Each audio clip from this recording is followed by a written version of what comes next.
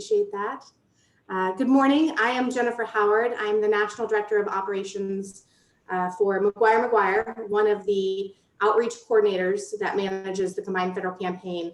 We cover 11 zones, pretty much the entire central time zone. We do cover Alaska, which is where I'm from originally, and also Michigan and a couple others in the eastern time zone. I'm joined today with my colleagues, Mike May, who is the National Executive Director, Katie Barker, and Ali Chang-Ray. Hello, Ali, who is with us also straight out of St. Louis, and then Katie's out of Kansas City. So that's your CFC team here today, bringing a first of its kind event to Zoom. And this is, Battle of the FEBs. We have Larry Heisel with us and Anita Leach. They are the Federal Executive Board. Yay! The executive directors for the FEBs. Many of you guys know them very well. They lead the efforts in their territories, Kansas City and St. Louis, at that top level of service with the federal leadership. Many of you who have said yes to joining us today, and we're so excited. They are champions for the Combined Federal Campaign, and they have agreed to potentially take a pie to the face, which is pretty exciting.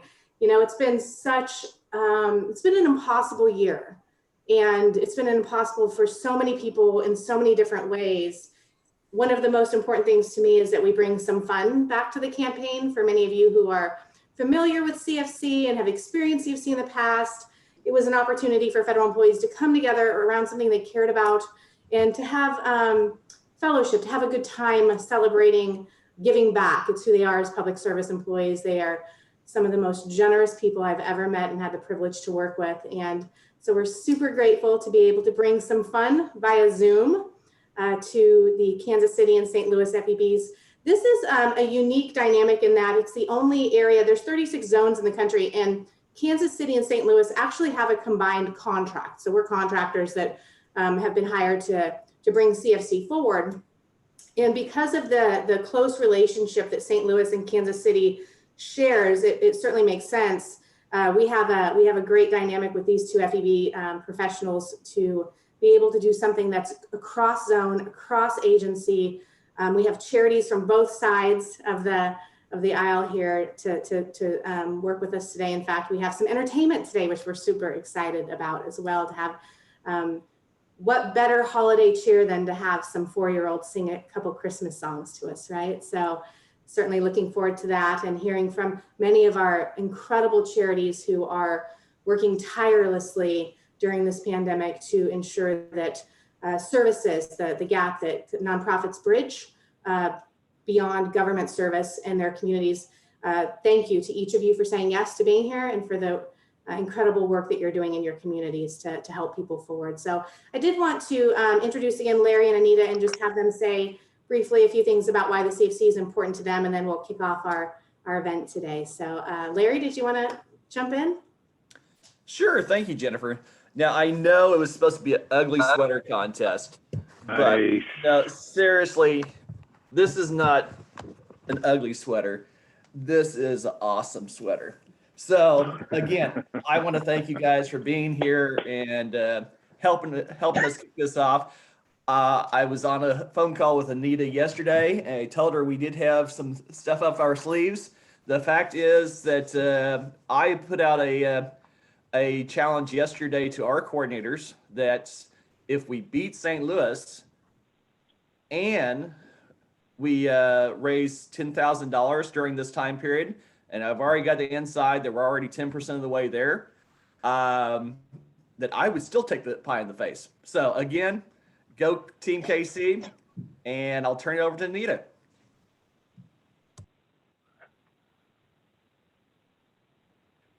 Thank you, Larry. You're going to get a pie one way or another. I don't have a hat, but I do have a hideous sweater. Yes.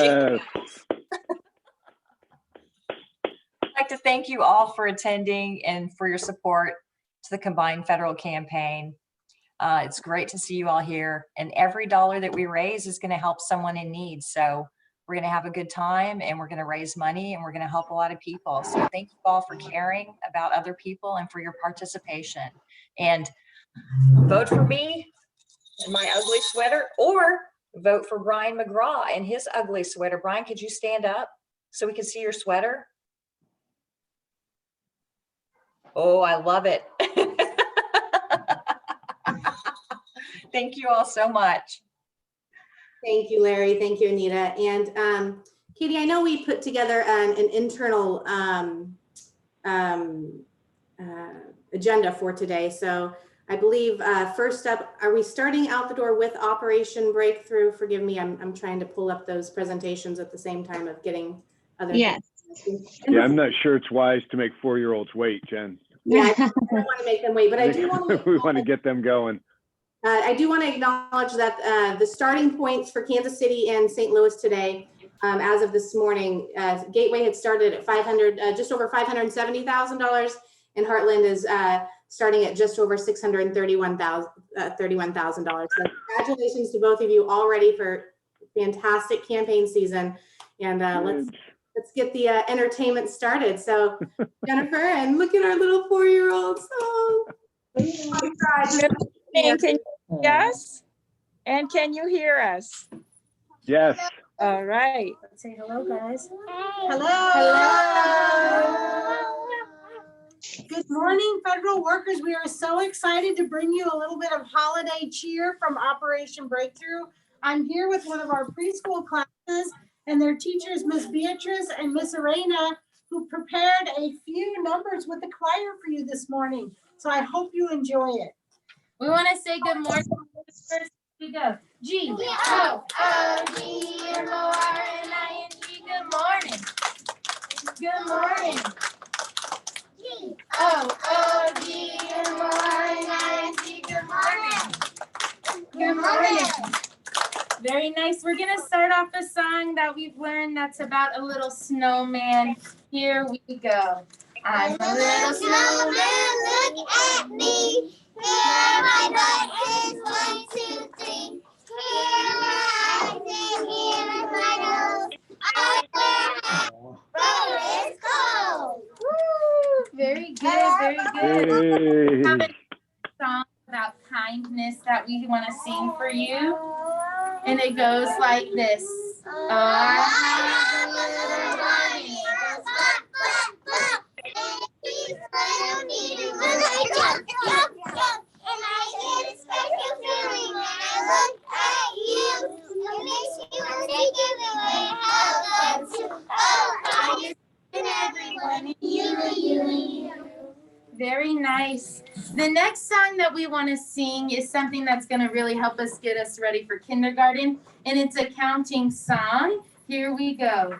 A lot of little snowflakes in the sky. Let's count them all as they float on by. 1, 2, 3, 4, 5, 6, 7, 8, 9, 10, 11, 12, 13, 14, 15, 16, 17, 18, 19, 20.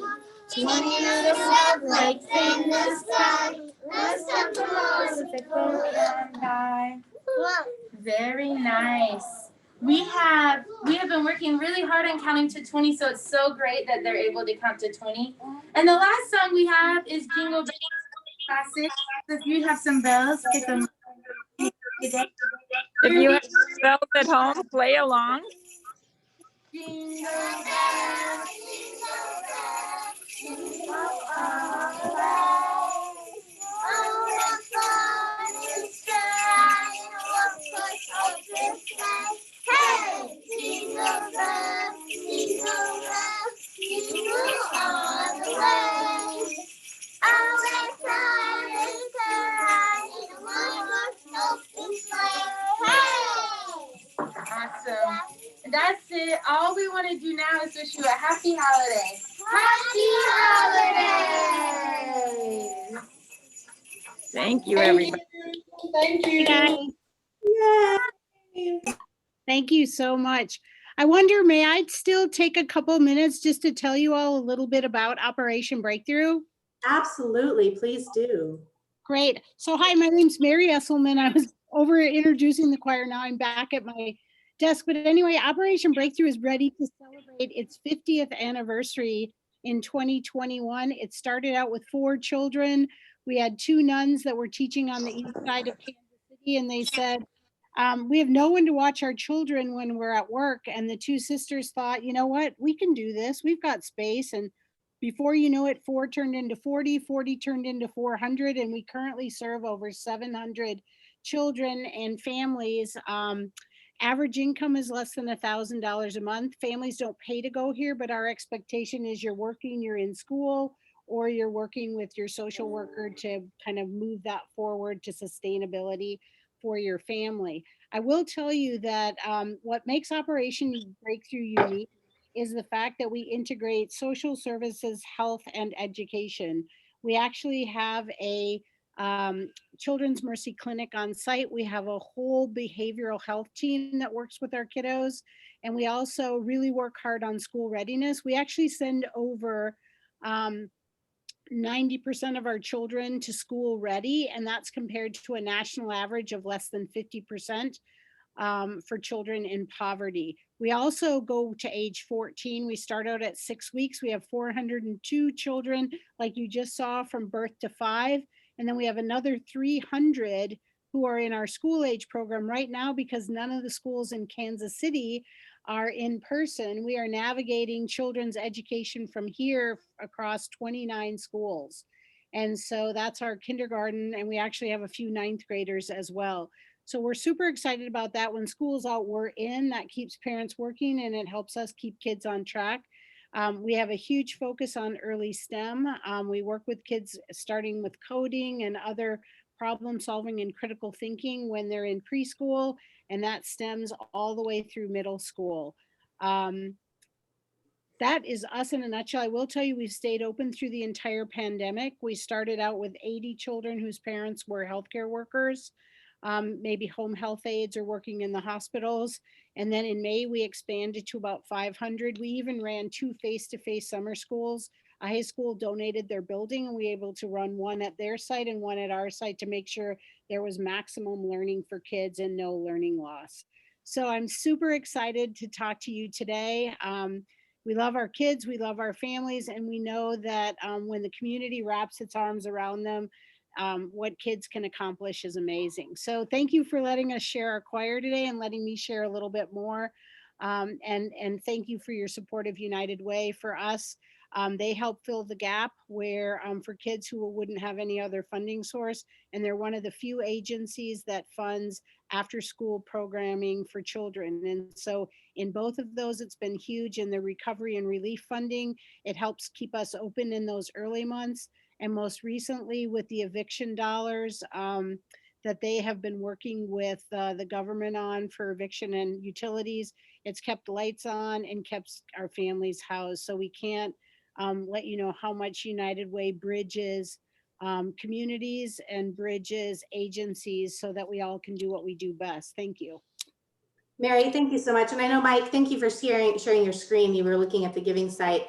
We had a couple things. Mary, your CFC code, and I didn't capture it, Mike, on the when you were sharing your screen, or Katie, do we have, or Mary, do you know your organization's CFC? I don't. 93232. Thank you. 93232 would be the giving code. And a question came through from Marcus, I believe from the VA. So happy you could be here, Marcus.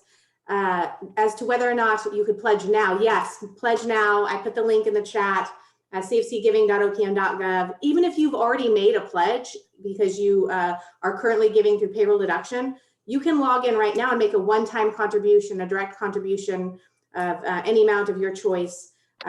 That's either just a one-time direct credit card gift or even a reoccurring credit card gift. If you've already pledged, you can amend your payroll pledge to add charity. So if you are inspired here today, do please consider supporting one of our incredible nonprofits. Mary, thank you so much for your information, your education about your organization, bringing your kids to the table today. I saw a comment that this was the most fun Zoom call ever. So that is winning. I'm super excited about that. Jen, there are some comments in the chat where you have some key workers putting in their 6-digit and it's alphanumeric of what their giving code is. So they want to make sure that everybody on the call from FPAC BC knows what their code is, and FEMA's code is also in there. So if anybody on the call has any questions about what their code is, to make sure that the money goes to the direct office, your key worker can help you. And also Katie Barker and Ali Chang Ray can also help you find the correct code if you're wondering. Katie's from Kansas City, the Heartland CFC, and Ali's from the Gateway CFC in St. Louis. So you can shoot emails to them also. Thank you, Mike. And we're going to do a demonstration on giving here in just a few minutes. But first, next up, we have the Alzheimer's Association. And I believe I have a presentation from Megan that I will. You should, yep. I do see that, and I'm pulling that up, and we'll start sharing my screen. Megan, go ahead and take it from here, and I'll get your presentation up for you. Sounds great. Hi, everybody. My name is Megan McCarthy, and I am the Community Program Coordinator for the Alzheimer's Association Greater Missouri chapter. We service 96 counties, and is the presentation ready? Yep, it's coming up. Okay, there we go. There we go. Technology on a Tuesday. I know, right? All right, we got a CFC code right up here in the front. Yeah, I have one on the first slide and one on the last. So if you need it, you'll have it again at the end. Can we go ahead and move on to the next slide?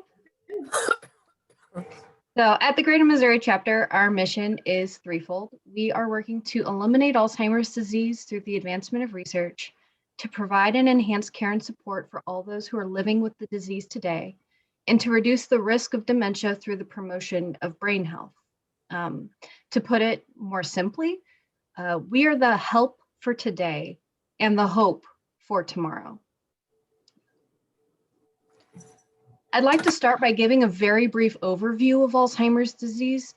Alzheimer's disease is a type of brain disease. Just like coronary artery disease is a type of heart disease, it is also a degenerative disease, meaning that it becomes worse over time. Alzheimer's disease is thought to begin 20 years or more before symptoms arise, with changes in the brain that are unnoticed until the person to the person affected. Only after years of brain changes do individuals experience noticeable symptoms such as memory loss and language problems. Now we can go on to the next one. Alzheimer's disease is an epidemic.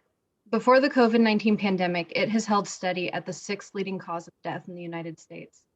And of the top 10, it's the only one that cannot be prevented, slowed, or cured. On top of that, it's the most expensive disease in the United States. A study found that in the last 5 years of life, the cost of a person with dementia, on average, totaled more than $287,000. Most of these costs are borne by Medicare and Medicaid, but family members spend more than $5,000 a year caring for their loved ones with dementia. For some of them, that may mean missing a vacation, but for others, it can mean going hungry. And these families are the ones that we support, and they've been hit particularly hard this year. And this slide shows how we support them. The Alzheimer's Association is the largest nonprofit funder for Alzheimer's disease research in the entire world. Additionally, we have a wide variety of services to help people manage memory loss. From care consultations to safety services to support groups and early stage programs, we're here to support families on this journey through direct service. Moreover, we are here to build up communities through our Faith Outreach Initiative and Healthcare Initiative. These programs work to strengthen and empower faith communities and healthcare systems to respond to the 5.7 million Americans living with Alzheimer's. And to get in touch with any of these services, we have a 24/7 helpline available for support, information, and resources. It's up there at that top, 800-272-3900. We're here for everything, from the very first concern to diagnosis, to caregiving strategies, to end-of-life care. Let's go on to the last slide. So donations made to the Greater Missouri chapter get funneled into Alzheimer's disease research, care and support for families impacted, and awareness and advocacy so we can change the trajectory of this disease. We are closer to making that breakthrough than ever before. And I would really like to thank CFC for inviting us to participate today, and I would like to thank you for listening. And together we will end Alzheimer's. This is a great day one. There's a lot of Thank you so much, Megan. And as you can see there, Megan's code is 5253. So if you've not yet logged in and you want to consider donating to the Alzheimer's chapter there, please consider using the code 529. Thank you so much, Megan, for being here. So we're getting some feedback from some folks. I'm going to try to figure out who it is and mute them. So I want to make sure that everybody, Dan, I have an early count with the STLs in the Kansas City. And I have people that have updated their labels, their renames. I have a count of 17 for Kansas City to 7 for St. Louis. So if you're not sure how to do that, I can rename your organization, or I can rename your label also. So you can put in the chat if you're with Kansas City or St. Louis, and I can rename you also. So please make sure we can get an accurate count by either renaming you by going up to your name in the chat and under more, clicking on more and renaming, putting KC or STL at the beginning or end of your name, as you see a lot of folks on the call have done that. And so we can get an accurate count. But right now, I have it 17 to 7 KC leading. Thank you so much, Mike. So I'm going to go ahead and share my screen again here real quick, and we're going to jump over to the giving screen. So let me just make sure I've got the right screen up. Share, move this around. All right, so you guys should be able to see cfcgiving.opm.gov. And for our federal employees, another place that you can go is to givecfc.org. This is the landing page for all things CFC. It will direct you to the individual zone sites, to resources with materials or access to Allie or Katie. There's a lot that happens on the site, and every one of these pages has a donate button. And so one of the really cool things CFC did this year, which I think was perfect considering this virtual world we're living in, is they launched a selfie campaign. And so you can see down here at the bottom, people can actually submit. Federal employees have, hey Larry, I think you need to take a selfie and send that in with that wonderful hat there, right? Submit your selfie, and this scrolling bar of individuals are federal employees like each and every one of you who said yes to doing this, who took a selfie with their phone, really easy to do, and sent it in. And we're so grateful to see so many of our incredible volunteers, our coordinators, our key workers, our leadership officials here on this rotating banner. These are federal employees like you that give generously and support the Combined Federal Campaign. So consider sending in your selfie today with your Christmas spirit. But when you come here, you can click on donate, and it will redirect you to that site I was just showing you, the cfcgiving.opm.gov. And this is the central landing page where all federal employees make their gift. This is where gifts are made to and through the Combined Federal Campaign. So when you come here, if you have not yet started a profile for yourself, you would click sign up now. And it's a very simple process. Your email twice, a password twice, agree to the terms, and you're going to get a PIN verification email. Because it's the first time you're interacting with this system, there's a strong probability that that email will go into your junk, spam, clutter account, whatever your inbox calls it. So, be sure to look there before you assume that didn't come through. But when you get that email, it's going to have a PIN verification, and you'll go through the steps of setting up your profile, and then be able to, as Mike showed us earlier when he shared his screen, you can find a charity. You can search by zone, Gateway or Heartland. You can search by city. Maybe you're joining us from, Omaha, Nebraska, right, Terry? And you want to, or maybe you're from Anchorage, Alaska, and you want to give back to where you came from. We know that federal employees move around. So there's lots of different ways to search. You can search by category, whether it's hunger, education. There is a cost for everybody in this list. So that's the search engine to be able to search these charities. But once you get logged into your account, you will go to setting up your profile and making your gift. And this is your personal account that you have access to all the time. So like I said, even if you already have your account set up, you can log in right now and make another gift. There's no limit on the number of gifts you can make. In fact, contractors and retirees can also now give. And when we are contractors contracted to do this work, I give through the CFC. You can see here, I currently live just west of Fort Worth. in Texas. And so it knows that I'm a member of the North Texas zone based on my zip code, and ties me into that. So here just shortly, we're going to be able to pull some results. OPM had accepted a special request from us to push data. Typically they push it overnight, once a day. And today, because of this event, they are going to be pushing data. And so we're looking forward to seeing 10,000 or more come through the door, and Larry and possibly Anita both taking pies to the face in celebration of this fun event. So this is how you get in here and make your gift. Again, you'll get in there, you'll look at your, when you set up your profile, and Mike made this point to our federal employees, there is a code that ties you to your office so that your office gets credit. And if you don't know what that is, feel free to jump into the chat right now. Katie and Allie are here with us and we can help you. It's the department agency office structure. This is important for two reasons, guys. One, this is how payroll deductions move. This is how they know to take the deduction out, because we know there's a couple different pay centers. And this is how your office gets credit. And so initially, when they first built this system, a lot of people had an office of other because they were building it.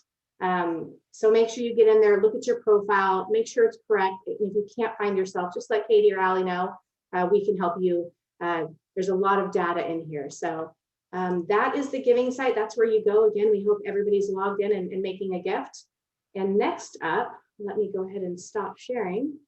And, wait a minute, Jen. I just want to update you. Strong move by St. Louis during the last presentation. It's now 19-16. Kansas City has 19, St. Louis has 16. So again, if you don't have your name with an STL or a KC, you can change it by rename or just put it in the chat and I'll update it. But right now, by my count, 19 Kansas City, 16 St. Louis. Strong move by St. Louis on the last section. Excellent. Thank you for that update, Mike. That's perfect. So next up on the agenda today, Katie, I know you had your computer freezing today and you had some technological challenges, so I didn't want to interrupt you or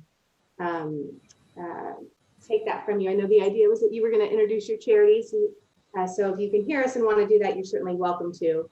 I'm certainly not trying to talk more than I need to, but wasn't sure how your technology was working, Katie.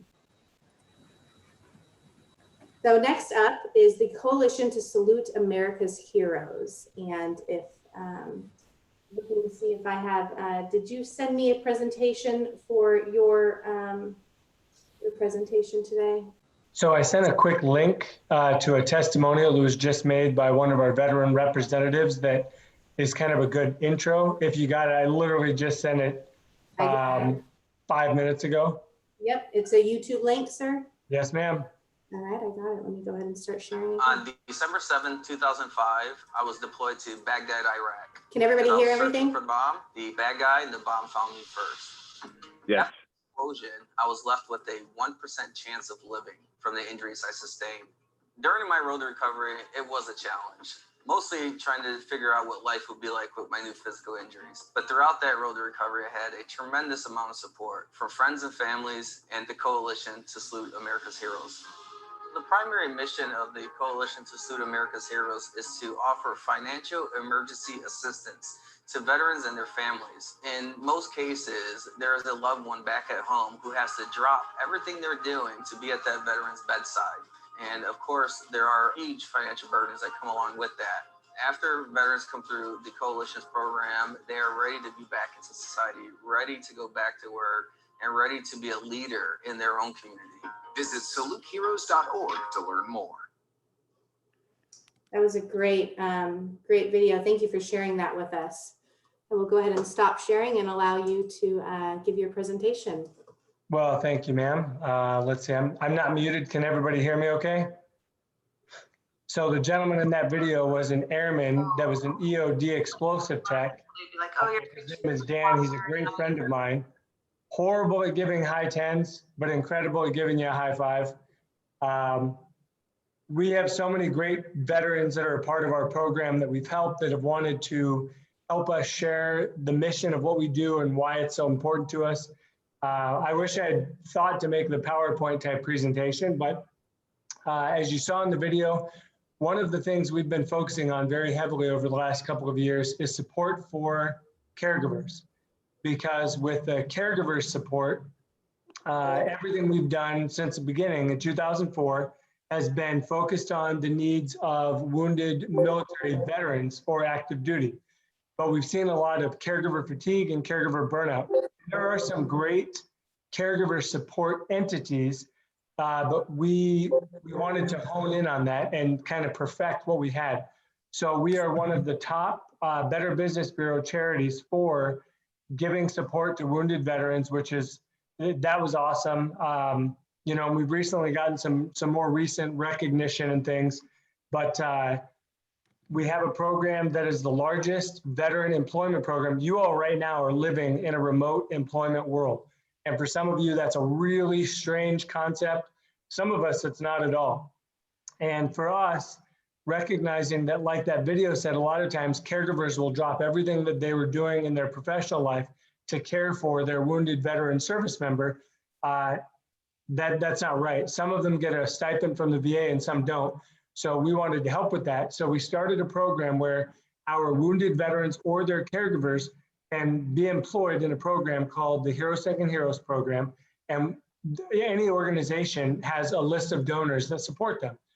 And some people get letters, some people get tax receipts, but very few get an actual phone call from one of the people that the mission of the organization is intended to help. So we now have 42 families that participate in that program. And for a lot of them, it's either this and their disability compensation or their disability compensation, and that's it. They have no other means of financial support due to the strain of being a full-time caregiver. So it's really awesome. I love this part of it. My wife is actually in the picture there with the white shirt. I was in the Marines for 6 years. And while I was searching a guy's car in Baghdad, he shot me in the face with an AK-47 and the bullets up inside my brain. And unfortunately, some of my injury got better and then some of it got a lot worse. And so I have been a part of the mission of the coalition. I started as a volunteer for 2 years. And over the last several years, I've really been able to help make a big difference and to increase a lot of our programs and funding and just building awareness. And I love it. And I'll end on the last thing is that this pandemic, you know, I mentioned everyone here is working in kind of a new remote atmosphere. The COVID-19 pandemic is detrimental to mental health across the globe. And you're seeing that, you're hearing about it on the news, about how some of these forced lockdowns are destroying people's mental health. It's destroying their well-being.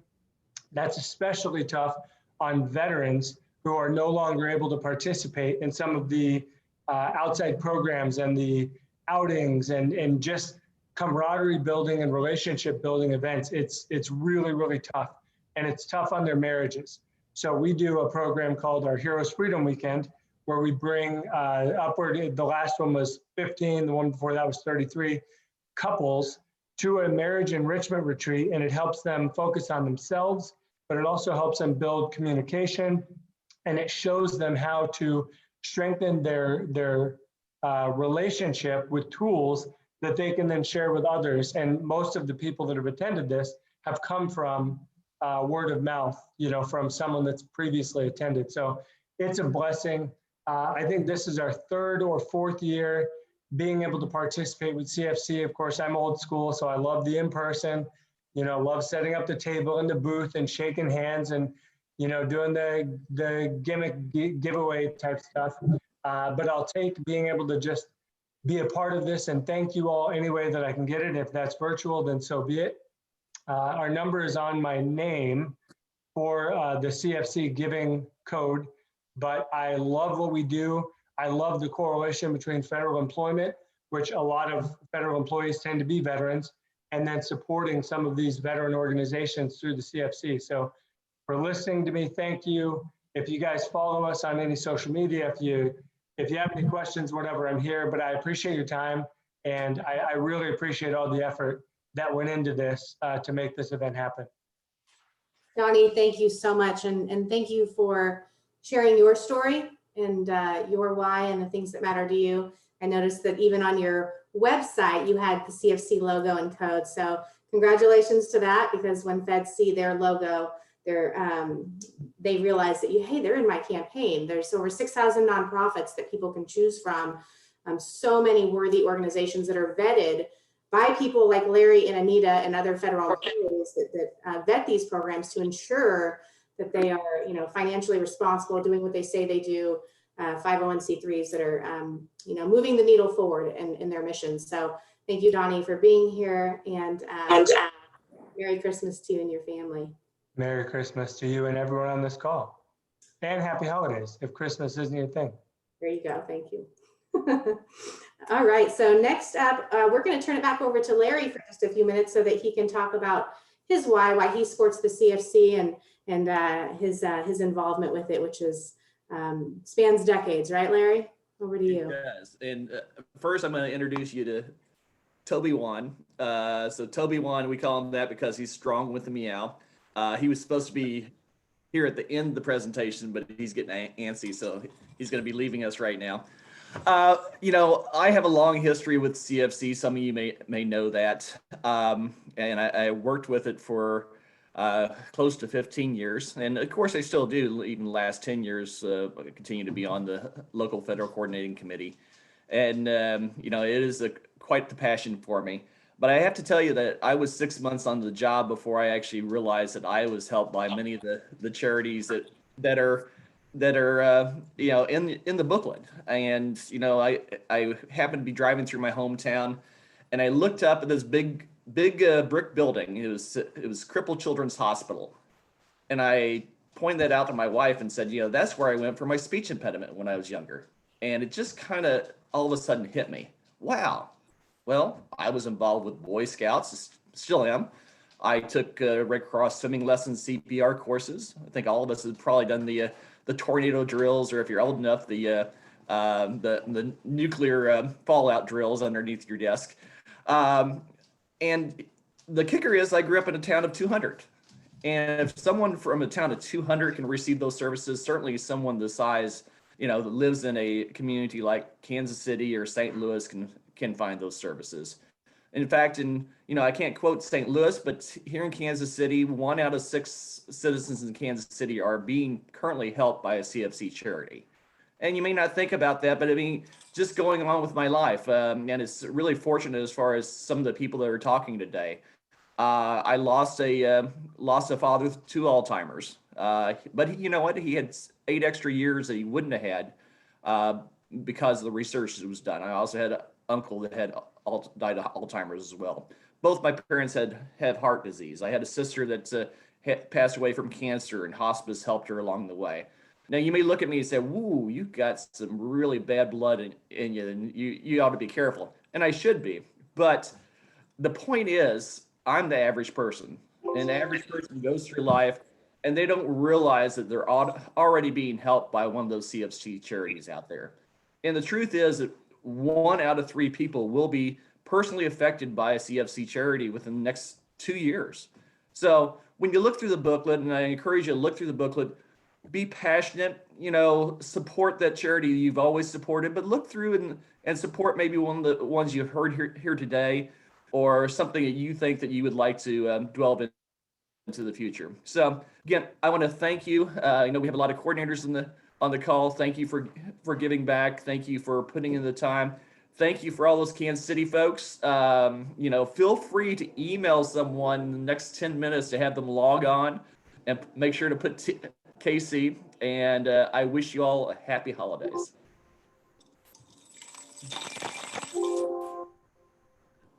Thank you so much, Larry, and for sharing all of that. I've known Larry for a long time. He was once on this side of the work that we're on, and now he's the executive director for the Federal Executive Board. And sometimes I call that going to the dark side when people jump over the wall and join federal service. But so happy for you, Larry. Thank you for sharing those personal moments of your life with us. Like I said, I've known some of the things about you over the years, but not all of that. And that was wonderful to hear. You're absolutely right. For those of you who have been to our training, there are moments you'll hear me say, If life hasn't showed up on your doorstep yet, just wait, it's coming for you. And it does, it comes when we least expect it. And this year has been incredibly hard. One of the most beautiful things about the CFC is it's a peer-to-peer campaign. It's one federal employee inviting another federal employee to do good, to do something, to help something that matters to them, to educate them on this opportunity you have to give a little bit from your payroll deduction. Makes such a huge difference to our nonprofits. We hear them all the time say, if it wasn't for CFC, the unrestricted funds that we received through the combined federal campaign, if it wasn't for them, we couldn't have kept our doors open. We couldn't have fed that family or educated that child, or supported those people that were facing crisis. So it's a little bit collectively in 61 years, more than $8.4 billion. $8.4 billion has been raised by people just like you, generous, caring public service employees who sometimes I think charities are so close to us that we don't even realize, as Larry said, how we've been impacted by them because they're just so close. And so when we step back and we see that billboard or we see that place and we connect that dot and we realize, they've helped me. I adopted a pet from somewhere, or, received after school care, whatever that is, the likelihood of every one of us having received some sort of support. I've received a lot of support from nonprofits that are participating in the Combined Federal Campaign. So thank you again, Larry. In fact, speaking of pets, we got the Pet Resource Center with us here to present next. And I'm just looking to see if did you send me a presentation as well, or did you not have one for us today? Yes, I did send it to you. Scott, okay, yes, thank you. There it is. Okay, I'm pulling it up right now. Scott, go ahead and take it over and I will get the screen up here in 1 second. Awesome. Well, thank you for having us, and special shout out to Katie, who has been always really helpful and supportive. We appreciate that. The Pet Resource Center of Kansas City is formerly known as Spay and Neuter Kansas City, and it may appear that way on the CFC information because we weren't allowed to change our name this year, and we did it kind of late in the year. When we were closed down for the pandemic, we decided that was time to do it. Anyway, our CFC number is 50777. And we started in 2002 because at that time in Kansas City, 25,000 pets were euthanized simply because there wasn't space for them. And my boss, the founder and current CEO, was from the shelter world, and she decided that we needed to turn the spigot off and reduce the number of pets in the city. So that was the main goal then. The reason we changed our name from from Spay and Neuter Kansas City to Pet Resource Center is that we do a lot of different things. So if you go to the next slide, oh, there you go. So the things that we're doing in and around town for over 18 years is, in addition to reducing shelter load by more than 30%, because we have spayed or neutered somewhere in the neighborhood of 150,000 pets. It's kind of hard to have current numbers just because sometimes we do 70, 80 a day, 5 days a week. So it's always changing, it's always growing, and it's always having an impact in town. So in addition to spay and neuter, if you go to the next slide, please. We also provide low-cost vaccines for families who primarily live in vet deserts and have maybe a difficult time financially supporting the ownership of their animals. And sometimes people will comment to us that if somebody can't afford an animal, they shouldn't have one. But we think we found an answer to that, and that's by providing resources. And the option is that animal's either homeless or in the shelter. So if we can help somebody provide good care for their animal, then that's more homes for animals and less in the shelter, less on the streets. So we do parasite prevention. Strangely enough, this little nonprofit in Kansas City is the second largest distributor of bear parasite prevention products in the country. And that's because we work with families on price and also education to help them understand why it's important, because especially heartworm in the Kansas City area is a pretty big deal. So we really work with families to get that to help protect their pets. We also do some minor medical care support, and we also have a fund for emergency medical care, and we will send people to full service veterinarians and help. We've helped save dozens and dozens of lives this year through that fund. Next slide, please. Thank you. We also have an outreach team, and they're out in the city every day, driving in those vet deserts and those parts of the community where people are struggling. They're looking for opportunities to educate people, to provide supplies, to help them get outdoor dogs and cats indoors when it's cold or when it's hot, provide the supplies they need inside to make that more amenable to those families. You know, if we run into abuse cases, we work very closely with animal control to work on those. And I think a big factor for our outreach team is that we work with a lot of people who are houseless. We're often under bridges in town. We work with a lot of veterans, and we work with the Veterans Community Project. They're just down the road from us. And one of the things we hear from a lot of people is, without my animal, I wouldn't be here. And sorry, I get a little emotional about that. We hear it every week.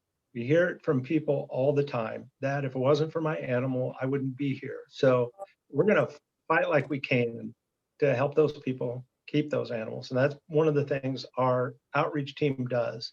They also operate a mobile vaccine unit for people who are homebound or incapacitated in any way. Just they'll go to their houses and provide vaccines for those animals.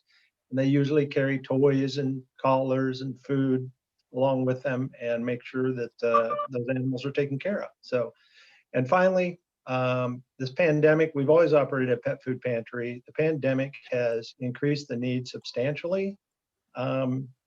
This year so far, just since the pandemic started, we have distributed nearly 60 tons of pet food to families in and around the Kansas City metro. So our big thing is, if we're helping a pet, we know that we're helping the person on the other end of that, and we think that changes lives. So we appreciate any support we can get. And again, our number is 50777. Thank you. Scott, thank you. Thank you for a really great presentation. I have to commend all of our nonprofits today. They've done, we like to say, you know, be brief, be bright, be gone.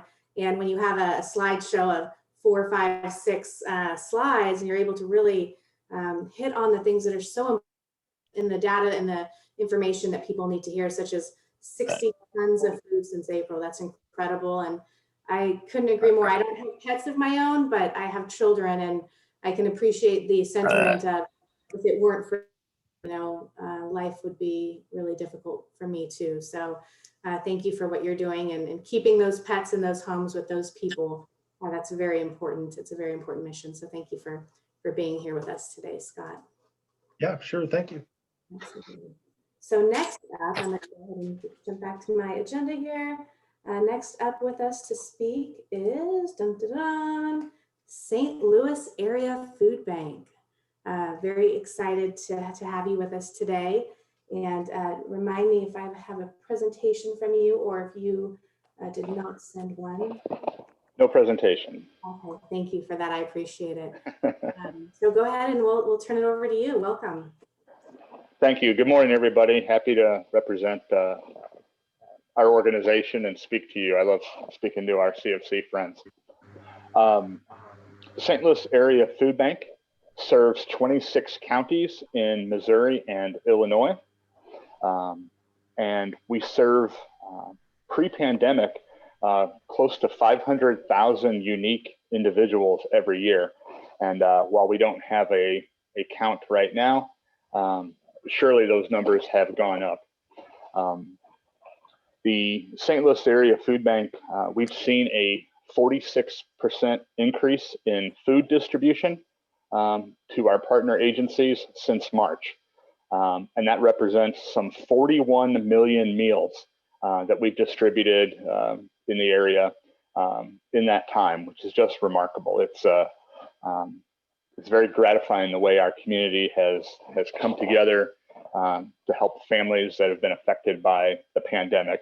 I think if most people are honest and look in the mirror, most of us are probably only 1 or 2 paychecks away from having to make some really difficult decisions, whether that's paying a mortgage or rent, paying for medical bills or prescription medications, utility bills, any number of things. And oftentimes food is the last item on that list. So the fact that we can be a resource out in the community is terrific. And friends like yourselves with the CFC help make that much easier for us. We're very proud that we work very efficiently, that we can provide 4 meals for every $1 that we receive at the food bank. And people say, well, how is that possible? Well, we don't buy retail. We enjoy some relationships with some national vendors, and oftentimes we can bring donated food to our facility and simply pay transportation costs. So even the most nominal gifts, modest gifts, can have a really nice impact, amplified now with the pandemic and certainly during the holiday season here. In fact, I just spoke with a donor on the phone yesterday. He had been a nurse, an RN, and he was laid off earlier this spring, which boggles my mind how nurses are laid off right now. But this gentleman was laid off after 21 years. But he said, I'm still better off than a lot of other folks are, and I want to help how I can. And it was very gratifying to hear that here in the Midwest, our communities always rally together when times are difficult. And this has been no different. So just very thankful for the help that we have. I should mention that we also produce 13,000 boxes that are sent to income eligible seniors every month at area residential facilities. We partner with the USDA to help make that happen. We also are involved in disaster relief efforts. A couple of years ago, when the area rivers rose and communities were busy sandbagging, we were present and able to help them. We also were very active during the federal government shutdown a couple, 3 years ago, reaching out to employees that needed assistance. And finally, we help folks with their SNAP benefits, commonly known as food stamps. We help folks navigate that process in order to get them the benefits that they may be eligible for. So yes, providing meals in the community is our #1 priority, but secondarily, we act as a resource to help the community access some of the benefits that they have. And I see the SNAP information there. Thank you. I should point out that our sister food bank in Kansas City, Harvesters Food Bank, is a terrific organization, and I'm willing to bet they're experiencing the same level of demand in the Kansas City metro area that we are in St. Louis. So if you happen to be in the Kansas City area, I have to give a shout out to our friends at Harvesters and appreciate the consideration of a gift. Our organization stands to be here through the pandemic and during the recovery. And hopefully the recovery is a lot sooner. Thank you so much, everybody.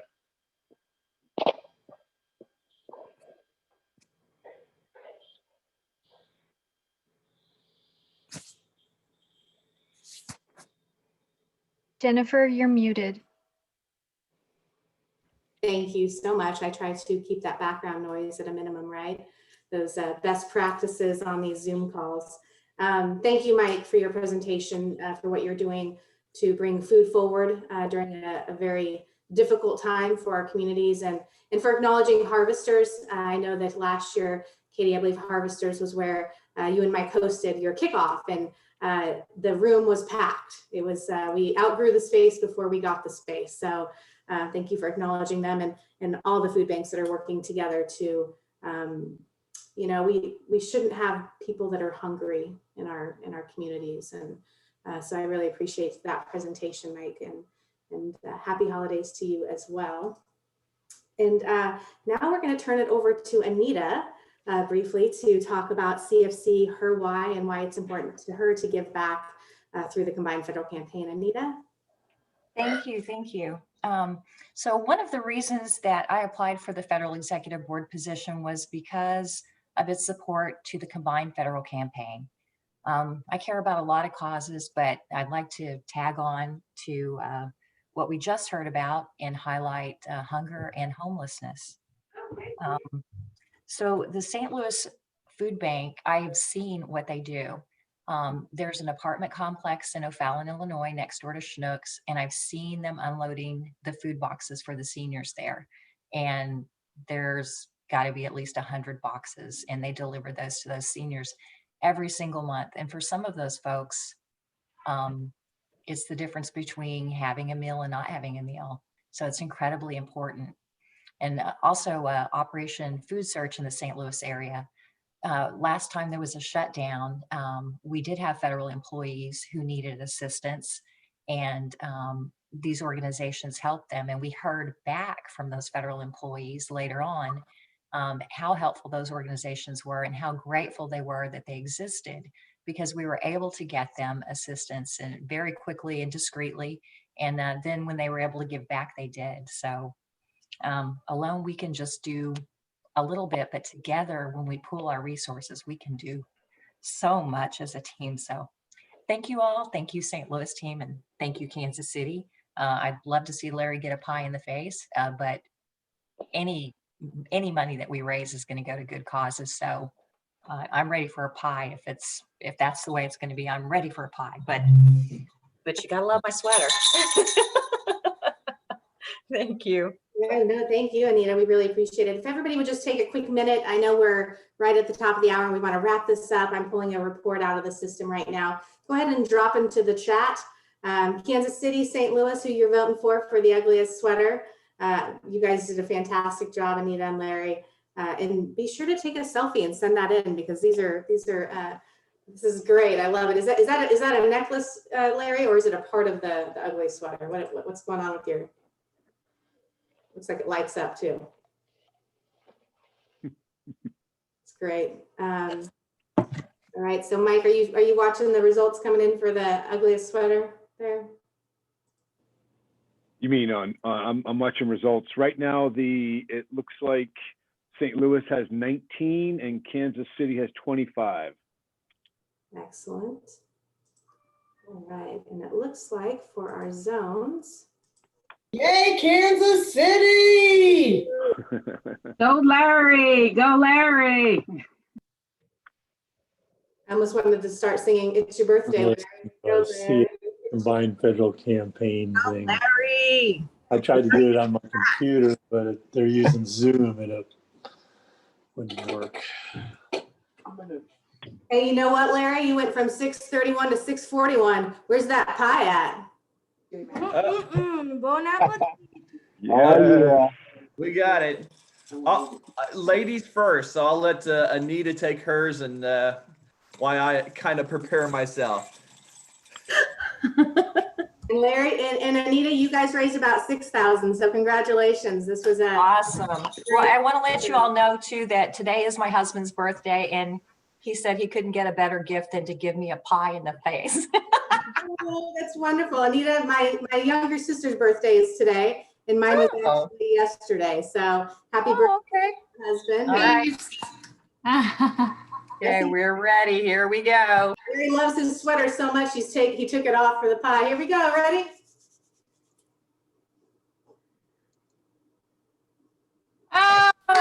Bravo, Anita! Bravo!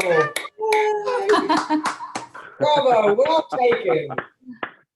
All right, Larry's even going outside. Larry took off his costume and going outside. Yeah, the sweater's a little bit too hard to clean. I have a very excited 13-year-old and three excited shelter cats and a dog that's looking forward to this. So, all right, anytime. Go Larry! Go Larry! Come on, get a little taste first. Get a little taste first. Thank you. Get a little taste. Larry, what kind of pie is it? Oh, Oh, wow. Well, we are all winners today. Larry, Anita, you guys are, Yeah, I'll clean up the dog now. I'm sure the dog will love to give you some kisses, right? What? I know. Oh, congratulations, Kansas City. What are they doing? I don't know what they're doing out Congratulations, here. Gateway, Anita, and the St. Louis FEB. You guys are heroes. You are champions. And to each and every one of you, our coordinators, our leadership, the federal employees, the charities here, thank you for what you do. Together we are bridging our communities together. We are piecing it together. Together we are what it looks like to be the face of change, even with pie, with cream all over our face, right? You are the face of change. And congratulations on raising quite a bit of money here in this single hour. So thank you all. Thank you all for attending. GiveCFC.org, give generously. And thank you for all you do to support our country and our communities this giving season and always. So. And for everybody on the call, the important thing is there is a recording of this Zoom call, and it will be shared by the Gateway and Kansas City CFC representatives to make sure we get this out far and wide. So thank you all for participating. Wonderful event. Allie, Katie, and Jen, and of course, Anita and Larry, thank you for starring in this. Probably if you read the chat, it's the best Zoom call they've been on all year. So thank you guys. Those kids were so wonderful. And thank you to Tony and OPM for pulling the report, giving us a special result today. We really appreciate their support and helping to make sure that both Larry and Anita got to take pies to the face. So. Yes. Great to witness. Well Take done, care, everybody. Bye. Thank you, Tony. Bye. Happy holidays.